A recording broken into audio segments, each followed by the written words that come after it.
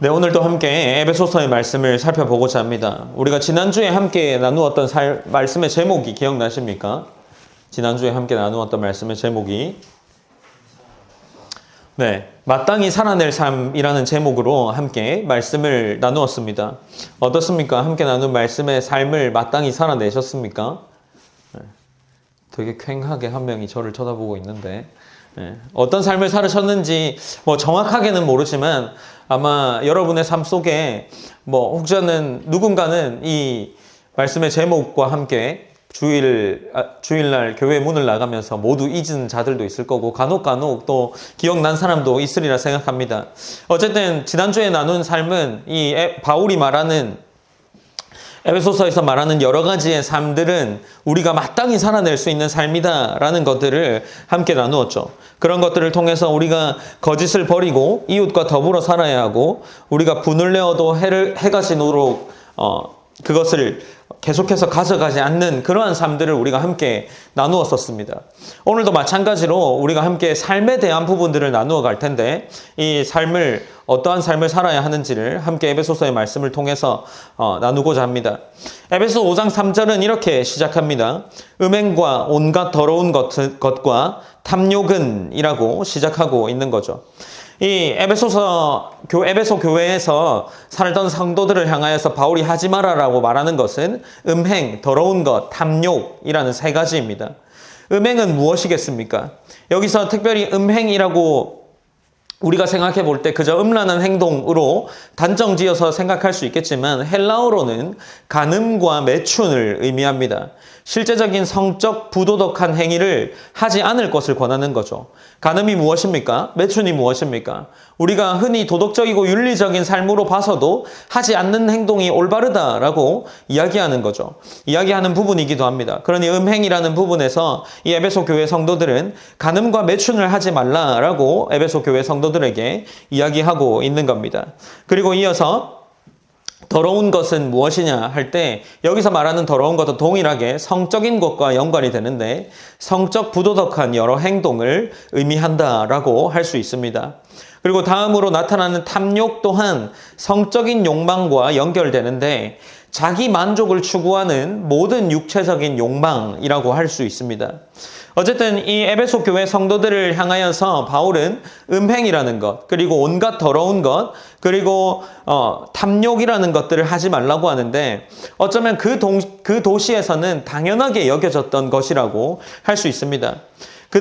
우리가 에베소서를 가장 처음에 살피면서 이 에베소 교회는 에베소서라는 도시는 어떤 도시냐라고 할 때 많은 왕들이 그리고 많은 나라들이 거쳐간 도시였습니다. 그러니 잡다한 문화들이 굉장히 발달했을 것이고 그 잡다한 문화가 발달했다는 것은 동일하게 수많은 종교들이 들어와 있었을 겁니다. 특별히 이방 종교들과 관련해서 생각해 볼 수 있는데 이 이방 종교들과의 종교의 사제들과는 성적인 관계를 통해서 어떤 예배 행위를 하는 것들이 있었습니다. 그러한 것들을 하지 말라라고 이야기하는 것이겠죠. 에베소 교회들에 출석하는 또 그 공동체에 속한 성도들은 음행과 더러운 것과 탐욕을 하지 말아야 했습니다. 특별히 바울이 하지 말라는 것을 떠나서 어떻게 이야기하냐 하면 이름조차 부르지 말라라고 이야기를 하고 있습니다. 더 극단적으로 하지 말라라는 이야기를 하는 거죠. 바울이 이름조차 부르지 말라는 것은 입에 언급조차 하지 말라는 것인데 우리는 말하는 것에 지배를 당하죠. 우리가 거부감이 드는 것들도 계속 말로 하다 보면 어느샌가 그것이 크게 거부감이 들지 않습니다. 거부감이 점점 줄어들게 되고 이는 죄에 대해서도 아마 마찬가지이지 않을까 생각해 볼 수 있습니다. 이름을 부르고 생각하게 되면 그것들의 점점 민감함이 떨어져 갑니다. 점점 가볍게 여기게 되고 그러한 행동들이 우리에게 아무렇지 않게 자리를 잡게 될 수 있는 것을 막기 위함이겠죠. 그러기에 바울은 지금 생각조차 이름조차 부르지 말라라고 이야기를 하고 있습니다. 심지어 그것이 어떠한 태도라고 이야기합니까? 이름조차 부르지 않는 것이 성도에게 마땅한 바다라고 이야기를 하죠. 성도에게 합당한 것이라고 이야기하는 겁니다. 만약 하나님으로부터 멀어지는 것에 우리가 많이 노출되고 있다면 우리는 더 예민해질 필요가 있습니다. 그리고 그것이 하나님과 합당하지 않은 것임을 기억하고 우리의 삶을 하나님 앞으로 더 가까이 가져갈 수 있도록 노력해야 할 것입니다. 우리의 개인의 삶을 들여다볼 때 제가 모든 삶을 알 수는 없죠. 그러나 우리 개개인의 삶을 면밀하게 들여다볼 때 우리는 합당한 삶을 살고 있는지 돌아볼 필요가 있습니다. 여기서는 그것을 단순히 음행과 더러운 것과 탐욕으로 살펴보고 있지만 그 외에 많은 모든 것들 또한 포함할 수 있는 것이겠죠. 그러한 행동들을 성도들로 하여금 이름조차 부르지 말라 하는 이 바울의 권면을 우리는 돌아보아야 할 겁니다. 이제 4절에서는 이 행동에서 넘어서서 말과 관련된 이야기를 하고 있는데 이 4절에서 말과 관련된 행동은 누추함과 어리석은 말이나 희롱하는 말이 마땅치 아니하니라고 이야기를 합니다. 여기서 누추함이라는 단어는 동일하게 성적인 것과 연결을 할 수 있는데 음란, 추잡함, 곧 음탕한 말 등을 의미합니다. 성적인 농담 정도로 아마도 생각할 수 있지 않을까 싶습니다. 그리고 다음으로 기록된 어리석은 말이라는 이 의미는 문자적으로 그대로 번역하면 바보들의 말이라고 할 수 있는데 에베소서의 이 문맥에서 생각해 본다면 교회와 연결하여 생각해서 공동체를 세우게 하지 못하는 말이라고 할 수 있습니다. 다음으로 희롱하는 말은 다른 사람을 깎아내리고 당황하게 하는 상스러운 농담을 의미합니다. 남들을 비난하는 것들을 통해서 유머같이 여기는 그러한 행동들을 의미하지 않겠습니까? 바울은 이 또한 성도에게 합당하지 않다라고 말을 하며 성도가 해야 하는 말을 무엇이라고 이야기합니까? 4절의 후반부에서는 오히려 감사하는 말을 하라라고 권면하고 있습니다. 여기서 감사하는 말은 유쾌한 말 혹은 친절한 말을 의미하는데 하나님께서 하심을 표현하고 하나님께서 우리의 삶에 무언가 많은 일을 하셨음을 표현하고 감사를 표현하는 그러한 말을 하라라고 이해하는 것이 합당합니다. 성도는 어떠한 행동을 해야 하는지를 기억해야 하고 우리는 어떠한 말을 해야 하는지를 기억해야 합니다. 만약 하나님을 믿는 것으로 시작해서 우리의 모든 삶의 변화가 고민 없이 천천히 자연스럽게 변해져 가는 것이라면 바울은 이러한 권면을 하지 않았을 것입니다. 만약 우리의 삶이 하나님을 믿는다라고 우리 스스로 인정하게 된 순간 우리의 삶이 자연스럽게 그저 자동적으로 이렇게 변화간다면 너무나도 감사하겠지만 바울은 이러한 말들을 기록했다라고 하는 것은 우리의 삶이 어떠한 노력을 요구하고 있다라는 겁니다. 죄에 대한 거부감이 들고 어떠한 행동을 할 때 그 기준의 변화가 있어야 합니다. 에베소 교회의 성도들을 향하여서 그들을 향하여 음행과 온갖 더러운 것과 탐욕을 행하지 말라라고 이야기를 하였고 누추함과 어리석은 말이나 희롱의 말을 하지 말라라고 이야기한 것은 분명히 우리의 삶 속에서 우리가 노력해서 우리의 경건을 구별해야 한다라는 것을 보여주고 있는 겁니다. 3절과 4절에서 행동에 대해서 이야기하고 5절과 6절에서는 그 행동을 하지 말아야 될 이유에 대해서 언급하는 것이라고 생각해 볼 수 있습니다. 5절은 이렇게 기록합니다. 너희도 정녕 이것을 알거니와 음행하는 자나 더러운 자나 탐하는 자 곧 우상 숭배하는 자는 다 그리스도와 하나님의 나라에서 기업을 얻지 못하리니 라고 기록을 하고 있습니다. 음행하는 자나 더러운 자는 아무 부끄러움도 뉘우침도 없이 음란하고 방탕한 생활을 하는 사람들입니다. 탐욕하는 자는 앞서 말한 것처럼 육체의 욕심에 따라 정욕에 따라 자기 만족과 쾌락을 추구할 뿐인 사람들입니다. 바울은 이러한 자들을 무엇이라고 이야기합니까? 우상 숭배하는 자다라고 결정을 하고 있습니다. 앞서 말한 모든 행동을 포함하는 거죠. 음행, 온갖 더러운 것, 탐욕, 누추함, 어리석은 말, 희롱하는 말을 포함해서 이 모든 자들을 이러한 행동을 하는 자들을 향하여서 바울이 정리하는 것은 그들이 우상 숭배하는 자다라고 이야기를 하는 거죠. 그리스도와 하나님의 나라에서 그들은 무엇을 얻지 못한다고 합니까? 기업을 얻지 못한다라고 이야기를 하고 있습니다. 그러니 우리가 하나님의 기업, 곧 기업은 유산을 의미하는 거죠. 하나님의 기업을 얻지 못하기 때문에 우리가 해야 하지 말아야 하는 행동을 할 이유가 충분하다라는 겁니다. 그러니 우리는 어떻게 해야 됩니까? 6절에는 이렇게 기록합니다. 누구든지 헛된 말로 너희를 속이지 못하게 하라라고 이야기를 합니다. 헛된 말로 속이지 못하게 하는 것과 더불어서 이로 말미암아 하나님의 진노가 불순종의 아들들에게 임하니라라고 기록을 하고 있는 거죠.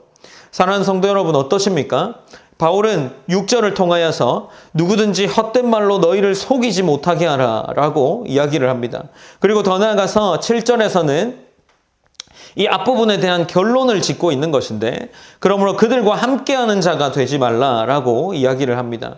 특별히 여기서 함께하는 자라고 이야기하는 부분은 3장 6절에서도 기록되어 있는 이 에베소서에서만 기록된 단어인데, 이 함께하는 자라는 이 단어는 다른 사람의 소유물이나 관계를 공유하는 자들이라는 의미입니다. 바울은 지금 그들과 어울리고 사귀지 말 것을 권하고 있습니다. 세상의 사람들과 어울리고 사귀지 말라, 무언가 나누지 말라라고 이야기하고 있는 겁니다. 특별히 여기서 생각해 볼 수 있는 것은 그들과 과연 접촉조차 하지 말아라라는 이야기일까요? 그들과 인격적인 관계를 맺으면 안 될까요? 바울은 그런 이야기를 하는 것이 아니라 바울이 지금 이야기하고 있는 이야기는 무엇이겠습니까? 그들과 함께 죄 짓는 일에 동참하지 말라라는 겁니다. 우리는 바울의 이 말을 기억해야 합니다. 우리가 죄로부터 멀어지려면 그 죄의 자리에서 떠나야 합니다.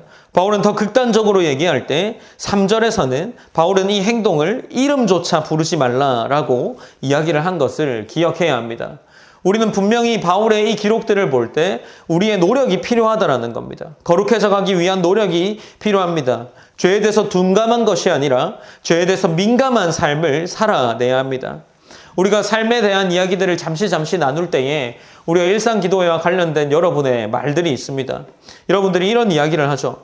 일상기도회를 아침에 하니까 조금 더 나은 삶을 사는 것 같다라는 이런 이야기들을 합니다. 말씀을 놓치게 되면 우리는 이방인과 다름없는 여기서 말하는 음행하는 자나 더러운 자나 탐하는 자와 같은 삶을 살게 됩니다. 모든 가치와 기준이 하나님이 아닌 나에게 있게 되는 거죠.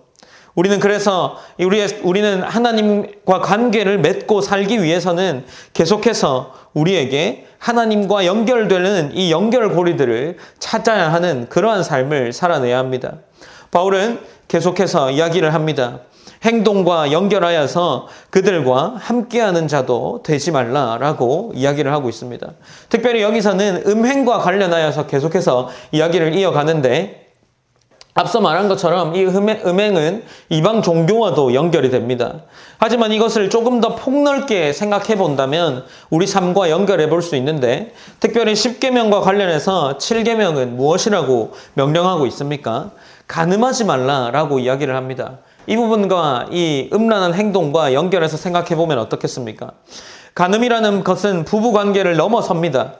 특별히 7계명은 하나님과의 관계에서 곧 1계명과 연결이 되는데, 다른 신을 섬기지 말라라는 이 계명과 연결된다는 거죠.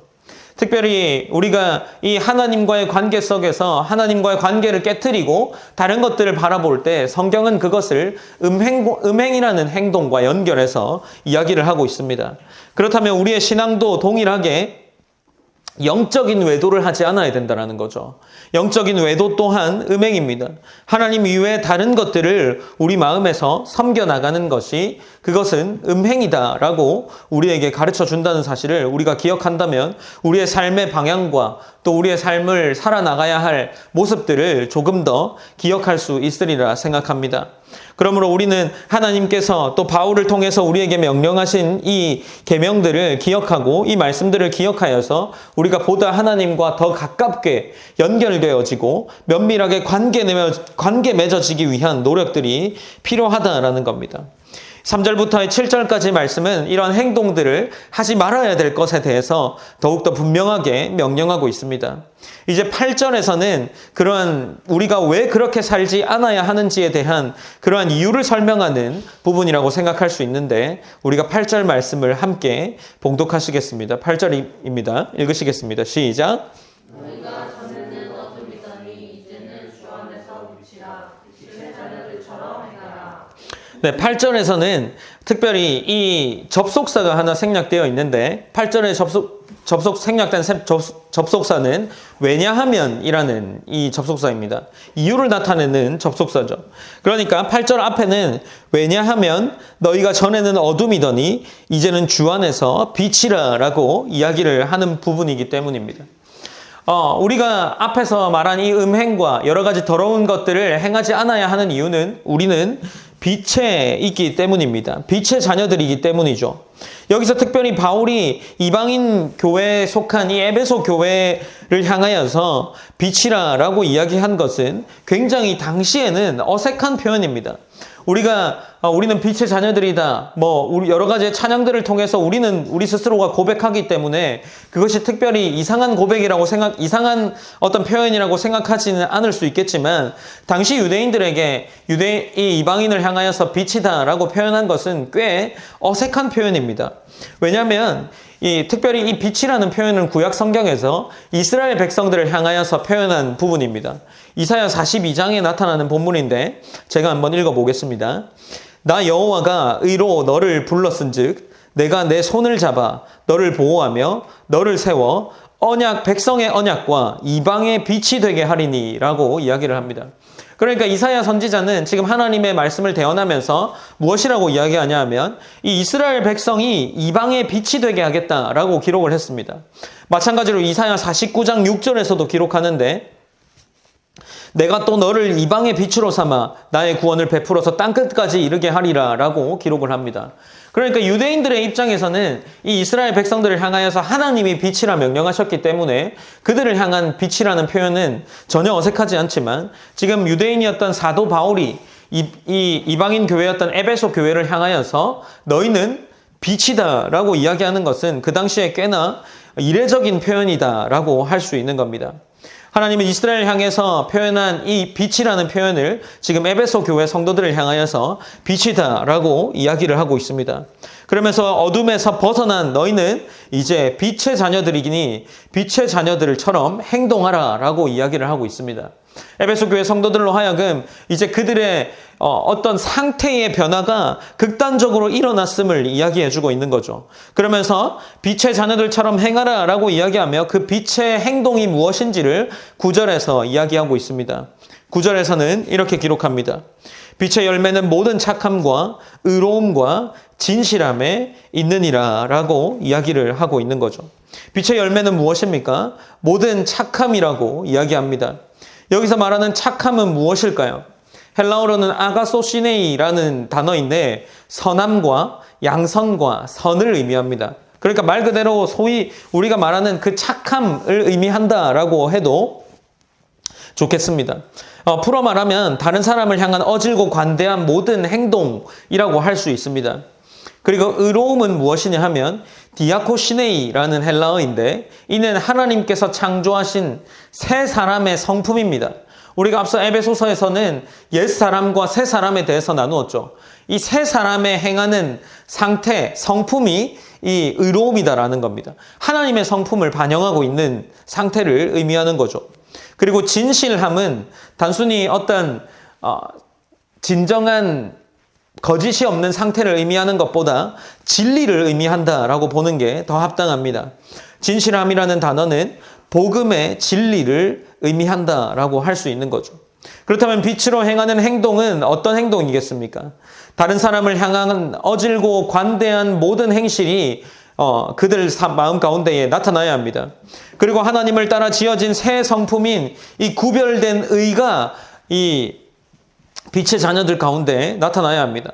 그들의 삶에는 복음의 진리가 나타나야 합니다.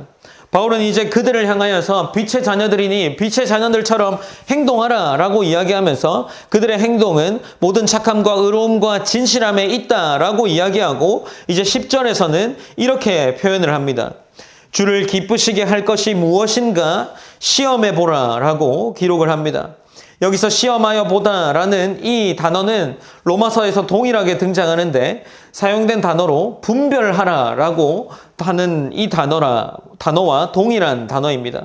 우리가 잘 아는 로마서 12장 2절에서는 너희는 이 세대를 본받지 말고 오직 마음을 새롭게 함으로 변화를 받아 하나님께 선하시고 기뻐하시고 온전하신 뜻이 무엇인지 분별하도록 하라라고 기록하는데 여기서 이 분별하라와 시험하다가 동일한 단어입니다. 특별히 우리는 여기서 신약의 저자들이 삶의 지침들을 모두 하나같이 상세하게 기술하고 있지는 않습니다. 너희가 이때는 이렇게 해라. 너희가 또 저 때는 저렇게 해라. 너희가 어떤 시험을 당했을 때는 이렇게 이 시험을 극복하는 거다와 같은 방법들을 상세하게 기술하고 있지 않습니다. 그렇다는 것은 결국 삶에 대한 고민 없이 우리는 이 삶을 살아낼 수 없습니다. 성경은 우리로 하여금 삶에 대한 고민을 하게 하고 어떤 것이 더 하나님의 자녀다운 삶인지를 계속해서 시험해 볼 것을 권하고 있습니다. 우리가 주보에 나와 있는 여러 가지 이 본문의 구절들이 있는데 한 가지씩을 우리가 생각해 보면 어떨까요? 5장 15절에서는 이렇게 기록합니다. 그런즉 너희가 어떻게 행할지를 자세히 주의하여 지혜 없는 자같이 하지 말고 오직 지혜 있는 자같이 하여라고 이야기를 합니다. 이 에베소서 5장 15절은 오늘 우리가 살펴보는 본문 다음 구절인데 동일하게 이야기하는 거죠. 우리의 삶 속에서 고민 없이 살지 말라라는 겁니다. 주의하여서 지혜 있는 자같이 살아라라고 이야기합니다. 우리가 방금 읽었던 로마서 12장 2절의 말씀은 어떠합니까? 분별하라라고 합니다. 이 세대를 본받지 말고 온전하신 뜻이 무엇인지 분별하도록 하라라고 이야기하면서 우리의 삶에 고민을 하면서 우리의 신앙에서 더 무엇이 합당한 것인지 고민해보라라는 것을 이야기합니다. 마찬가지 빌립보서 1장 10절에서도 너희는 지극히 선한 것을 분별하며 또 진실하여 허물 없이 그리스도의 날까지 이르고라고 기록을 합니다. 이 말씀 또한 우리는 선한 것을 분별해야 한다는 것을 이야기를 하고 있습니다. 마찬가지로 고린도후서 13장 5절에서도 너희는 믿음 안에 있는가 너희 자신을 시험하고 라고 기록하면서 우리 가운데에 우리의 삶이 시험을 계속해서 해나가야 하는 삶이라는 것을 알려주고 있습니다. 데살로니가전서 5장 21절에서 22절 말씀도 범사에 헤아려 좋은 것을 취하고 악은 어떤 모양이라도 버리라라고 이야기하며 우리에게 좋은 것이 무엇이고 악이 무엇인지를 분별하도록 하는 거죠. 성도의 삶은 고민하지 않을 수 없는 삶이 됩니다. 내가 지금까지 어떤 삶을 살면서 우리가 사는 삶이 어떠한 삶인지 고민을 해보셨습니까? 아마 간혹 떠올랐을 겁니다. 이것이 내가 그리스도인답게 사는 삶일까 하는 고민들을 간혹 했으리라고 생각합니다. 그러나 우리 가운데에 이 고민이 세상적인 고민이 아니라 어떤 나의 영적인 고민이라는 사실을 기억해야 합니다. 어떻게 하면 내가 더 유익한 삶을 살까? 어떻게 하면 내가 지금보다 더 나은 미래를 살아낼 수 있을까의 이 고민을 이야기하는 것이 아닙니다. 우리가 가진 이 신앙의 기준 속에서 하나님을 믿는 사람은 어떻게 하나님께 더 합당한 삶을 살 수 있을까라는 고민을 해야 한다라는 것을 가르쳐주고 있는 겁니다. 만약 우리가 고민하지 않는다면 우리는 하나님과의 관계를 다시금 살펴보면서 점검해 보아야 합니다. 우리의 삶의 행동 하나하나를 하나님이 살피신다라고 이야기를 합니다. 우리가 이번 주 일상기도회를 들었던 사람들은 이러한 본문들이 있었습니다. 우리 종말의 때가 이르면 하나님께서 우리의 머리털을 상하지 않게 하실 만큼 지키고 계시니 우리는 그것들을 두려워하지 않아야 한다라는 이야기를 나누었었죠. 우리가 그렇게 하나님이 우리의 삶을 머리털 하나 상하지 않게 하신다라고 하나님께서 정말 그런 삶을 우리에게 지켜주신다고 한다면 하나님이 우리의 삶을 면밀하게 지켜보고 계신다라는 얘기죠. 그렇다면 우리가 우리의 삶을 어떻게 고민하지 않고 살 수 있겠습니까? 우리가 우리의 삶 속에서 우리 하나님의 영광을 위한 삶에 대한 고민을 해나간다는 것은 어쩌면 너무나도 당연하게 필요한 삶이 됩니다. 우리에게 그러한 삶의 태도가 있기를 원합니다. 한 주간의 삶을 살면서 어떻게 사셨습니까? 우리가 한 주간의 삶을 돌아본다면 우리의 삶은 얼마나 하나님과 관계를 맺고 있었습니까? 우리의 삶 속에서 혹 여기서 말하는 음행과 더러운 것과 탐욕이 있진 않았습니까? 혹 우리의 말 속에서 어리석은 말이나 희롱하는 말이나 누추한 말을 하진 않았습니까? 우리의 삶의 태도가 우상 숭배자와 같은 삶을 살진 않았습니까? 우리는 이러한 고민들을 늘상 해 나가야 합니다. 그렇게 우리가 그러한 고민을 통해서만이 우리는 에베소서에 말하는 장성한 분량까지에 이르는 상태가 될 수 있습니다. 이것이 성경이 말하는 바임을 우리가 기억해야 한다는 사실을 우리가 함께 계속해서 인지했으면 좋겠습니다. 11절에서는 이제 이렇게 기록합니다. 너희는 열매 없는 어둠의 일에 참여하지 말고 도리어 책망하라 라고 이야기를 하고 있습니다. 어둠의 일에는 열매가 없습니다. 열매는 착함과 의로움과 진실함인데 어둠의 일에는 그러한 열매가 나타나지 않습니다.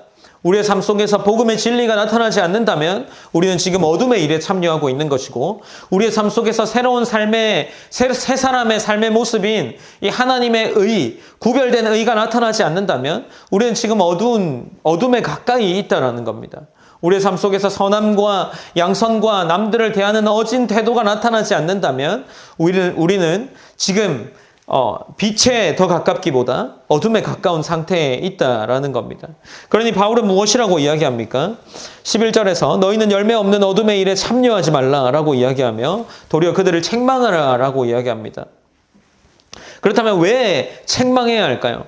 12절에서는 그들이 은밀히 행하는 것들은 말하기도 부끄러운 것들이기 때문입니다. 이것은 에베소 교회 성도들에게 이야기한 일이고 동시에 누군가에게 권면하고 책망하는 이야기입니다.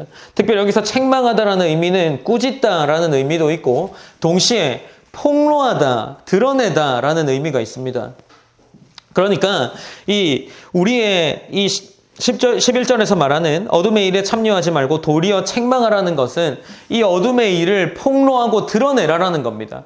그렇게 해서 이 부끄럽고 은밀히 행하는 것들을 벗어나야 한다는 거죠. 어떻습니까? 우리의 삶 속에서 어떻게 책망하고 폭로할 수 있을까요? 특별히 많은 신학자들이 이와 관련해서 성도의 삶을 통해서 폭로하는 것이다, 삶을 보여주는 것이다 라고 이야기를 합니다. 그런데 우리가 단순히 옆에서 어떤 누군가가 열심히 살아내면 그 은밀하게 숨기고 있는 그 삶이, 그런 사람의 삶이 드러나겠습니까? 마태복음 18장에서는 예수님의 가르침이 기록되어 있는데 특별히 잘못된 것들에 대해서 어떻게 그들에게 권해줘야 하는가를 이야기하고 있습니다. 특별히 예수님께서는 그들에게 찾아가서 말로 해주라라고 이야기합니다. 그리고 그렇게 되지 않았을 때 다시 두세 사람이 함께 가서 그들에게 말하라, 권하라라고 이야기를 합니다. 그렇다는 것은 예수님께서 가르쳐 주신 삶이 그들에게 말로 권해주라는 것은 동시에 우리의 삶 속에서 나타나야 한다는 거죠. 우리가 삶으로 그들에게 먼저 보여주고 그들의 삶이 변화되지 않는다면 우리는 함께 가서 그들의 삶을 권해주고 권면을 통하여서 그들이 돌이킬 수 있도록 도와주고 드러내게 해야 된다는 거죠. 그런 것이 필요하다라고 우리에게 이야기합니다. 우리는 성도로 지내다 보면 누군가 조언이나 꾸짖음을 혹은 책망을 할 때가 있습니다. 그때 누가 말을 하는지에 따라 그 말이 전혀 달라집니다. 우리는 그러한 경험들이 다 있기에 아마도 동의하리라 생각합니다. 그러니 우리가 폭로하는 이 삶을 살아내고 폭로하는 그러한 태도를 견지할 때 우리의 삶이 보증되어야 한다라는 거죠. 특별히 학부 시절에 이러한 일들을 많이 경험했습니다. 아마도 이 자리에 동일한 학부를 나오신 분이 있어가지고 동일한 경험을 하신 바가 많이 있을 겁니다. 대학교에 가면 전공 필수 시간이 있죠. 이 전공 필수 시간에는 그 학년 전체가 모이는 시간입니다. 그러니까 그 시간에 간혹 가다가 학년에서 무슨 일이 일어납니다. 안 좋은 소문이 나면 그때마다 선배들이 한 명씩 들어옵니다. 그 선배들이 들어오는 선배가 누구냐에 따라 그 말이 굉장히 다르게 들립니다. 정말 조금 저 사람 왜 들어왔지 하는 선배가 들어오는 경우도 있었어요. 그런 선배가 들어오면 이런 마음이 솔직하게 듭니다. 자기나 좀 잘하지. 저 사람 왜 들어와가지고 왜 뭐 한다고 들어와서 우리한테 저런 꾸짖음과 저런 조언과 충고를 할까 하는 이러한 마음이 듭니다. 그런데 꼭 들어오는 대부분의 선배들이 임원도 아닌 어떤 누가 봐도 괜찮은, 누가 봐도 신앙적으로도 또 신학을 공부하는 그러한 공부적으로도 굉장히 괜찮은 소문나 있는 선배가 들어옵니다. 그러한 분들이 들어와서 너희가 정말 신학을 하려면 이러한 삶을 살아야 되지 않겠냐. 너희가 지금 이러한 이야기들이 들리는 게 참 마음이 안 좋다. 그러니까 잘 살아냈으면 좋겠다. 라는 이러한 이야기들을 합니다. 그러니까 그런 이야기들을 듣고 나면 와 진짜 우리 잘못한 것 같다. 이런 생각이 듭니다. 그러니까 우리가 누군가에게 폭로하고 누군가에게 권해주는 이러한 행동을 할 때 우리의 삶이 중요하다라는 겁니다. 그래서 우리가 이 폭로하는 삶, 폭로를 하기 위해서 드러내는 책망하는 이러한 태도와 이러한 말들을 해주기 위해서는 우리의 삶 속에서의 우리 모습이 중요하다는 사실을 기억해야 합니다. 이 책망은 도덕적 우월감이나 어떤 우리의 윤리적인 뛰어남으로 나오는 것이 아닙니다. 또 다른 성도를 사랑하는 마음에서 비롯되어야 하는 거죠. 이러한 책망은 어떻게 더 나타나느냐 하면 13절에서는 그러나 책망을 받는 모든 것은 빛으로 말미암아 드러나느니 드러나는 것마다 빛이니라 라고 기록을 합니다. 우리가 얼핏 이 문장을 그냥 읽고 지나가면 그렇게 크게 어색하지 않습니다. 그러나 이 13절의 문맥을 잘 보면, 문장을 잘 보면 사실 말이 안 되는 소리를 하고 있는 거거든요. 왜냐하면 그러나 책망을 받는 모든 것은 빛으로 말미암아 드러나나니 라고 이야기합니다. 여기까지는 괜찮습니다. 책망을 받는 모든 것은 빛으로 말미암아 드러난다. 우리가 책망하는 이 삶이 빛이라고 해봅시다. 캄캄한 곳에 빛이 있다고 해봅시다. 그 캄캄한 곳에 들어가서 빛을 밝히면 어떻게 됩니까? 어떠한 물체가 선명하게 드러나게 되겠죠. 그런데 그것은 당연한 거니까 우리가 받아들일 수 있습니다. 그런데 여기서 이후 부분입니다. 드러나는 것마다 빛이다라고 합니다. 빛을 비추니까 그 선명한 것이 드러나서 뭐가 되냐고 하면 그것이 빛이 된다라고 합니다. 그러니까 과학적으로는 사실 말이 안 되는 거죠. 빛이 가서 여기에 불을 다 꺼놓고 이 의자를 비추는 겁니다. 이 의자를 비추면 그 의자가 선명하게 보일 겁니다. 근데 이 선명한 의자가 그냥 보이는 것에 멈추지 않고 빛이 된다라는 겁니다. 갑자기 발광체로 변한다라는 거죠. 이것은 사실 과학적으로는 말이 안 됩니다. 그런데 지금 바울이 이야기하고 있는 것이 그런 이야기를 하고 있다라는 거죠. 13절에서는 그러나 책망을 받는 모든 것이 빛으로 말미암아 드러나니 드러났습니다. 드러나는 것마다 무엇입니까? 빛이다라고 이야기를 하는 겁니다. 이것이 단순히 어떤 물체를 향한 이야기면 말이 안 되겠지만 복음과 관련해서 생각해 보면 이 빛에 대한 어떤 선한 행동들이 그 사람의 행동을 바꿀 수 있다라고 이야기를 하는 겁니다. 진리의 빛으로 변화될 수 있는 것을 이야기하는 거죠. 복음과 관련하면 이런 겁니다. 모든 착감과 의로움과 진실함으로 행동의 빛으로서 계속해서 우리는 빛을 드러냅니다. 그렇게 되면 어떻게 됩니까? 어떤 사람, 빛이 아닌 어떤 사람의 마음 가운데에 그 빛이 들어가게 돼서 그 자의 마음에서도 빛이 드러나게 된다라는 겁니다. 그렇다면 여기서 이야기하는 13절에서도 이야기하는 이 책망은 곧 폭로를 이야기하는 것인데 우리의 삶 속에서 어떤 우리의 빛의 폭로가 일어나기 시작하면 어떻게 됩니까? 이 누군가에게도 그 빛이 드러나게 되어 있다라는 겁니다. 우리 공동체를 생각해 보면 어떻겠습니까? 지금은 우리가 잘 알고 친하게 지내는 사람들이 모여 있습니다. 그러니 우리 가운데에 그 사람들이 대충 어떤 삶을 사는지도 다 알죠. 그래서 이러한 삶이 어쩌면 크게 영향력이 없을 수도 있습니다. 그러나 한편으로는 우리가 정말 하나님의 자녀다운 빛의 자녀다운 삶을 살아낸다면 누군가에게 빛을 드러내줄 수 있게 하는 그러한 삶이 된다라는 거죠. 이것이 단순히 성도에게도 적용이 되겠지만 더 넘어서서 성도가 아닌 자들에게도 동일하게 적용되지 않겠습니까? 우리는 늘 세상 속에서 빛으로 살아가야 한다. 소금으로 살아가야 한다. 우리는 빛을 드러내면서 성도의 삶을 살아내야 한다라는 이야기들을 굉장히 많이 합니다. 그리고 그러한 삶을 나름대로 살아내기 위한 노력들을 하죠. 그러나 이 삶을 살아내는 것이 어떠한 영향력이 있을까라는 고민들을 합니다. 그런데 오늘 본문은 무엇이라고 이야기하면 책망을 하게 되면 책망받는 모든 우리의 삶이 누군가의 삶을 폭로하게 된다라는 겁니다. 책망을 받는 모든 것은 어떻게 된다고 합니까? 드러난다고 합니다. 책망을 받는 그 행동으로 말미암아 드러난다고 합니다. 그리고 드러난 그 삶이 빛이 될 수 있다라고 이야기를 하는 거죠. 그러니 어떻습니까? 우리의 삶을 어떻게 살아내야 하겠습니까? 우리는 정말 그리스도인다운, 빛의 자녀다운 삶을 살아낼 수밖에 없게 되는 거죠. 우리가 이 사실을 정말 믿고 의지한다면 우린 그리스도인다운 삶을 살 수밖에 없게 되는 겁니다. 우리를 통하여서 그저 단순히 우리가 행하는 이 행동을 통하여서도 우리의 하나님이 복음을 전해질 수 있다라고 지금 이야기하는 문맥으로 볼 수 있기 때문입니다. 14절은 이렇게 기록을 이어나가고 있는데 그러므로 이르시기를 잠자는 자여 깨어서 죽은 자들 가운데 일어나라. 그리스도께서 너에게 비추이시리라 하셨느니라 라고 이야기를 합니다. 결국에 이 모든 3절부터 14절까지의 모든 삶을 살아낼 수 있게 하는 근거가 무엇인지를 이야기하는 구절로 우리가 생각해 볼 수 있는데, 이르시기를 잠자는 자여 깨어서 죽은 자들 가운데에서 일어나라 라고 이야기를 하면서 동시에 무엇이라고 합니까? 그리스도께서 너에게 비추이시리라 하셨느니라 라고 이야기합니다. 우리가 빛의 자녀로서 우리 또한 빛을 받은 존재라고 이야기해 주는 겁니다. 그러니 그리스도께서 그 빛을 주고 있다라는 거죠. 우리가 그리스도의 빛을 받는다면 우리의 삶이 어떻겠습니까?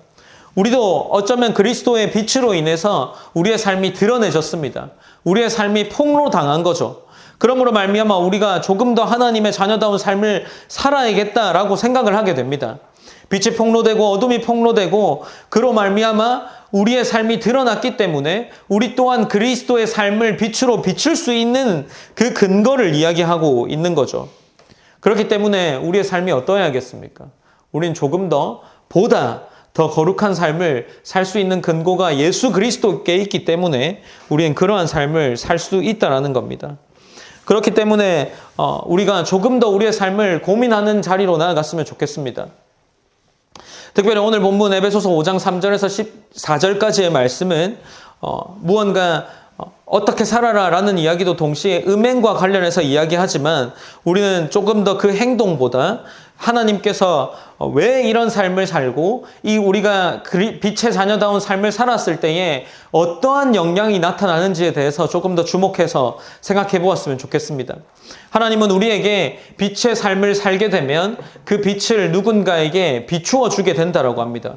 그리고 그 비추어 준 삶을 통해서 그 비춰진 상대의 삶 또한 빛으로 바꿀 수 있다라고 이야기를 이어나가는 거죠.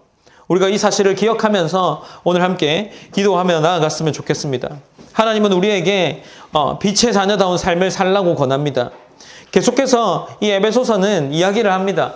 너희의 삶을 이렇게 살지 않아야 된다. 이방인처럼 살지 않아야 된다라고 이야기를 합니다. 이방인처럼 살지 말라고 단순히 명령도 하죠. 우리가 지금까지 3번을 통해서 특별히 삶과 관련된 이야기들을 함께 나누었는데 4장부터 이야기하는 것들은 비슷합니다. 하나님께서는 우리 가운데에 어떤 일들을 하기를 원하십니까? 하나님 우리 가운데 교회로서 하나됨을 유지하라고 이야기를 하셨습니다. 그리고 우리는 새 사람을 입어서 옛 사람을 버려야 한다고 이야기했습니다. 거짓도 버려야 합니다. 그리고 우린 참된 것을 말해야 하고 우린 죄를 짓지 않아야 합니다.